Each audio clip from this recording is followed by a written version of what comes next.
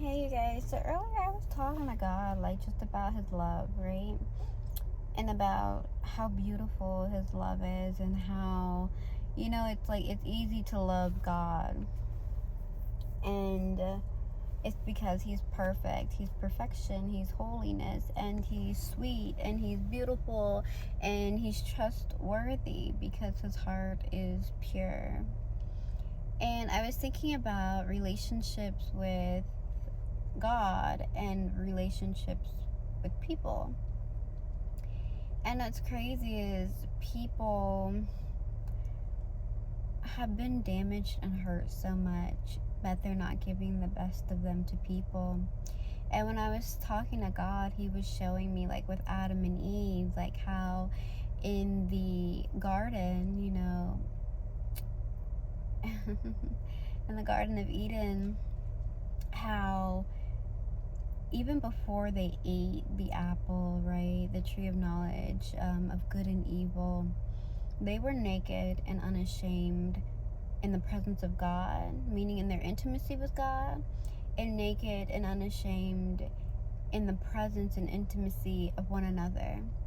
They didn't have secrets, they didn't have their walls up, they didn't have a disconnect and shame, but they were literally naked on the outer appearance and naked on the inside, right? And coming from such a place of purity that they were actually able to walk and be one in the flesh, right? One in the spirit, because they had nothing to hide. They were giving love, they were giving themselves to one another in the fullest of capacity.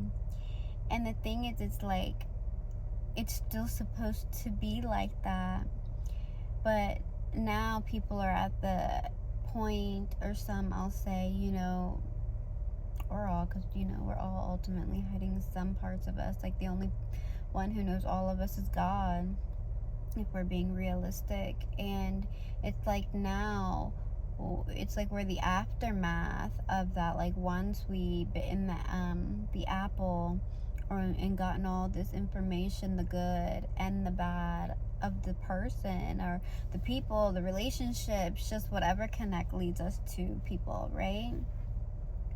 And it's like now we are naked and ashamed. It's like we can bare our soul, bare our minds, bare our thoughts, bare what we are, but then we're still at a point of feeling ashamed. And it's harder because, we have a past, and we came into the world, with good and evil, with just like going through life, that like some people, they still have scars on their heart, and they're still healing and going through the process and the journey. And it's hard for them to be vulnerable and open and, again, naked and unashamed. But God was showing me that the original intent was for us as people to be naked and unashamed with, one another, like bearing our truth, growing in truth, not being ashamed to show who we were created to be.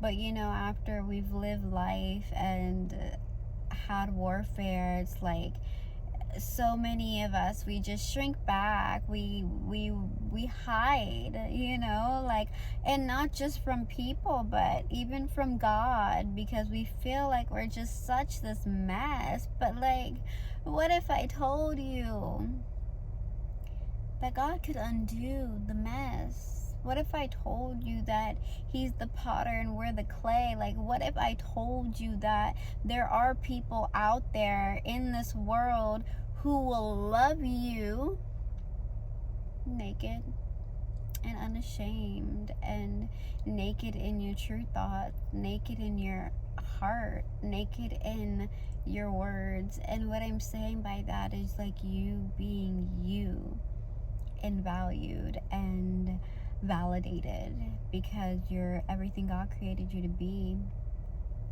And I think it's time even to just evaluate who's in your circle and evaluate who are you allowing to speak into your life, and to understand, like, for those of you who said yes to God and already been through the process, like, we didn't go through all of this for nothing.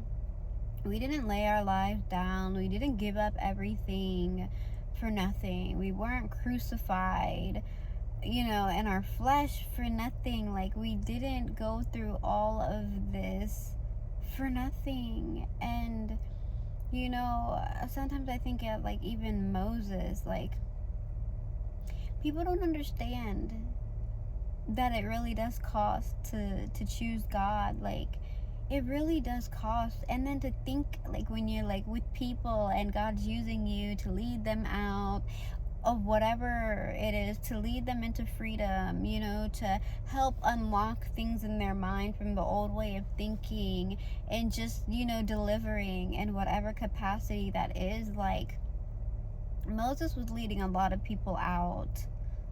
Man, a lot of people out of Egypt. And imagine them talking about him, talking down on him, and all these things, but he's still saying yes to God, right? He's still saying yes to God. He's still leading, he's still guiding. And I know it's like, man, like I understand, like, why Moses hit the rock. Let's be realistic. And yes, we know, that's why he didn't make it into the promised land, because God's like, you didn't demonstrate my holiness. And because, Moses was the image of God, or the leadership of God, because God was with him. Let's just put it like that. And God only spoke to him. He was the demonstration of who God was. And when he's going up and he's talking to God on the mountain, all these things, and he's coming back, like, people know that his God is real. Like, he parted the Red Sea, he did all these things, right? But imagine, like, the obedience to be walking with these people for so long, and then they're talking down on you, they're saying all these things. Moses goes up, and the mountains, talks to God on Mount Zion. I think that's Zion. Sinai. I think that's it.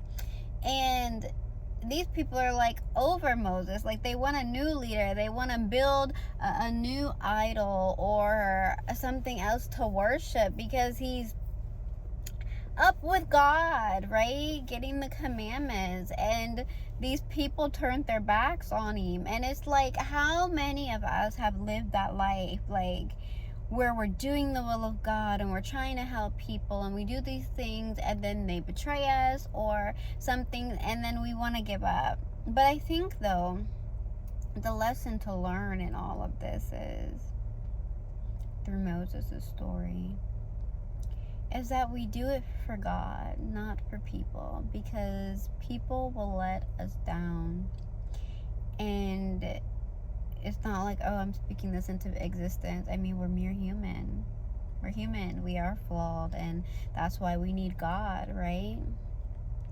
But it's like, watch who it is that you are constantly around, and who you're letting speak into your life, because who you allow to get to you can cost you your destiny. Like, we're not going through this whole thing, like, giving our lives to God to suffer and then to make it to the other side of suffering. Like, we suffer to get to glory, and it's gonna cost you.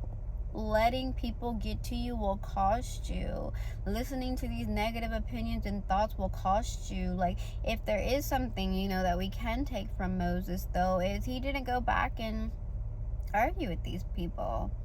God went ahead, and when, Aaron and Miriam were talking about who Moses married, God gave her leprosy. Like, let's let God fight our battles, and let's just be stern on who it is we serve and what we do it for. I think that's one of the precious things to know. Like, okay, God is using me for this, God calls me for this, and this is, when you're sure of the mission, when you're sure of the calling, like, you will draw the line. You will say, okay, I need to cut this person off. I need to stop picking up this phone call. I need to stop telling this person this. Like, I need to start tightening up on my circle, or who it is that I'm spending all this time with. And I just think like it's very important to like spend time with God in the secret place, because you can always be naked and unashamed with God, and even the things that you might be insecure about or feel shame in, like He will clean you up and He will speak life into you and He will get you back together. Like God is a God of like, you can fall and He'll pick you up and dust you off again. Like God is truly a lover. Like God is the one who like is seriously like loving kindness that endures forever, like in merciful. Like God is not one to forsake us nor leave us. Like God has hope in us. God, like He believes in us. Like this lighting is doing some things, but God really does like value us. Like our lives are not a joke to Him. And and I've said this before because I really believe it. Like, it's better to have a friend who will never tell your secrets and who will pour into you and help you walk through your emotion and your process, who genuinely loves you and wants the best out of you, which is God, as opposed to a person. And again, like God does have people for you, you know what I'm saying, who will help you, which will be like to Moses with Aaron, like, and even though eventually some things happen when you read that. And Aaron ends up, yeah, okay. I'm not going to, go that far into what actually happens with him. But, because he didn't make it to the promised land either. He actually died before Moses even did. But, because of us, sin. But, that's not my point right now. But, He will bless you with people, who will love on you, who will pour into you, who will uplift you, who will believe in you, who does care about you. And it's your job to be able to discern who those people are, because I don't know about you, but this process and this journey cost me a lot, you know what I mean? And I'm not gonna sit over here and just let anybody just tear that, from under me, or make me miss out on all that God has for me, because this was free. I mean, this wasn't free. And I believe that's why God doesn't give it to us easy, because I feel like if He gave it to us easy, we'd easily return, right? We'd be like the Israelites and go back to Egypt, because it's a little hard. But it's like, but when you paid and you suffered and you went through things, like, it's like, nah, I can't go back now. Like I can't. Like I'm gonna get what I came here for. I'm going to go and be all that God has me to be. I'm going to cling to Him no matter what, because obedience is better than sacrifice. You know what I mean? And you guys, I wish you could see the clouds. Hold on, let me see if I can turn this around. Like, how beautiful is this? It looks like almost steps in a sense, but it's so beautiful, and it's like kind of foggy, but this is my view. But anyways, I say all of that to just say, like, God is good, and naked and unashamed is where we're supposed to be, even in relationships. We're supposed to be around the people who let us be us and love us anyways. Like, love us anyways. We're supposed to be able to be free and still grow and still change and still evolve and not be judged, or not be talked down on. But we should be around people who let us be who God created us to be, and want us to discover it, and want to pour into us and grow us, and just give us the space and the grace to become. And we too should be those types of people that allow those people around to be a safe place for them, and to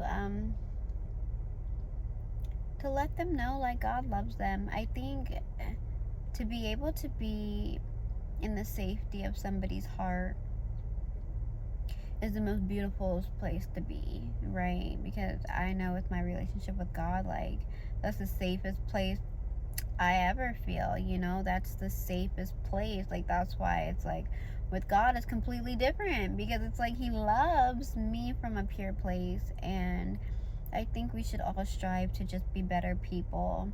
And I think we should pray and ask God to check our hearts and to do a work in us and to transform us, because you know what I mean? We should be in a better environment, and we should value those who value us, and we should give love to all, right?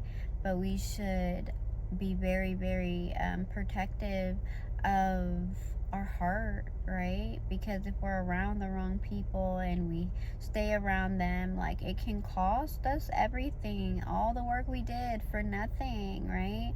Start getting bitterness in our heart, start sacrificing our purity and our righteousness and our holiness. And it's like, hold on, like, God picked the heck up out of me, like, getting rid of this, getting rid of that, like, on the surgery table. Like, that was not easy. Recovering was not easy. Like, it was a process, such a process. And let's value the work that God did and value the investment that he put in us, and the fact that he took his time to do it. Like, let's really, really, really, really, like, surrender it all to God. Let's stop being scaredy cats, and just like God exposed to me, like, who's not for me. Expose them and remove them, and give me the grace to become who it is you need me to, and to not get a closed off heart because of how such and such did me, but to say, God, help me to keep this heart pure for you. Because we are in the times where, the Sauls are falling and the Davids are rising, but all of it comes back to the heart posture. And you don't want to sacrifice that position in the spot God kept telling you is for you, because you did not protect your heart. You did not guard your heart. You did not, what I mean, do the inventory and the rest of the work that it took. Like, you did not protect your heart. And as a man thinketh, so he is. And we are the expression of what's in our heart. And so let's just be mindful, let's just be smart, and let's just remember, like, if we're really going to be about our Father's business, then we have to move as if this is business. Okay? That's all I gotta say, you guys. Go back to the Garden of Eden, let God undo you, and understand that there are people who will also emulate that part of God and love you and allow you to be naked and unashamed and still want to do life with you all the days of your lives, okay? But anyways, that is all. Hope you guys have a beautiful and blessed day. Bye.